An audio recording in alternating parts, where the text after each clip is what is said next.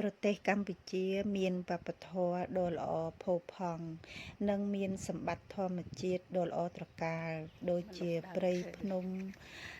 បឹងទន្លេដ៏ស្រស់ស្អាតនិងជាដីមានដីដែលមានជីជាតិល្អចា៎ទិដ្ឋភាពអស់នេះគឺនៅក្នុងស្រុកស្ទឹងត្រង់ខេត្តកំពង់ចាមបងប្អូនមានចំការសាម៉ាវចំការទុរេនដែលអាចឲ្យបងប្អូនទៅធ្វើដំណើរទេសចរបាននឹងទេសភាពស្អាតនៅតាមជួរទន្លេមាត់ទន្លេអញ្ចឹងណាបងប្អូននេះគឺជាថ្ងៃរះ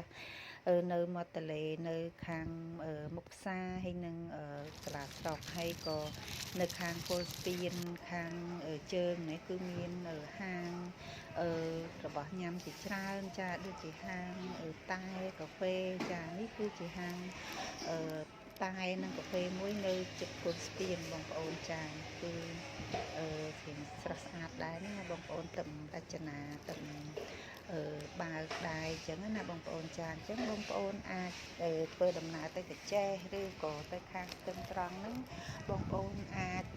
ចង់ហូបកាហ្វេហូបតែអីគឺមានហាង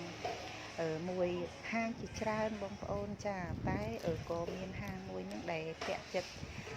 ជាងគេដែលខ្ញុំចង់បង្ហាញបងប្អូនហ្នឹងគឺប្លែកចាគេ design ប្លែកចឹងណានៅជិតគល់ស្ពានណាបងប្អូនស្តៀងនឹងហាងកាហ្វេនៅ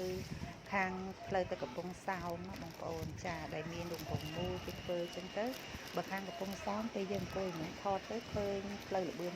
ស្អាតបងប្អូនហើយបើនៅខាងស្រុកខ្ញុំនេះខាងស្រុកស្ទឹងត្រង់នេះគឺមើល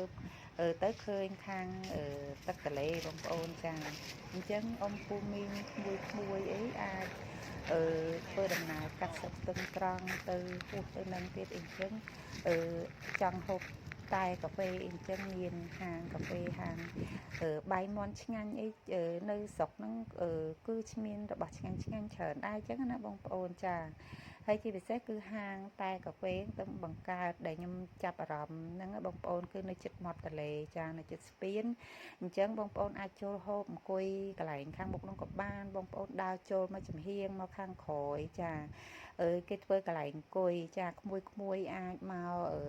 ចង់ញ៉ាំហើយអង្គុយស្រូបខ្យល់អាកាសនៅមាត់ទន្លេចាគឺនៅក្នុងស្រុកស្ទឹងត្រង់ហ្នឹងឯងបងប្អូនចានៅ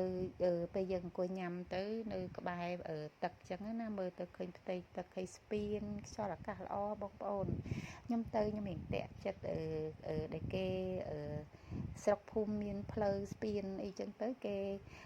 បើកហាងមុខរបរអីទំនងចឹងណាបងប្អូនចាជាពិសេសរដូវផ្លែឈើបងប្អូនអាចធ្វើដំណើរទេសចរទៅលេងចំការផងចង់ហូបទឹកផ្អែមដូចជាតែកាហ្វេហ្នឹងនៅខាងស្រុកខ្ញុំហ្នឹងនៅកន្លែងជិតគល់ស្ពានបងប្អូនចាហើយអត់ខ្វះអីសបោចាអរគុណ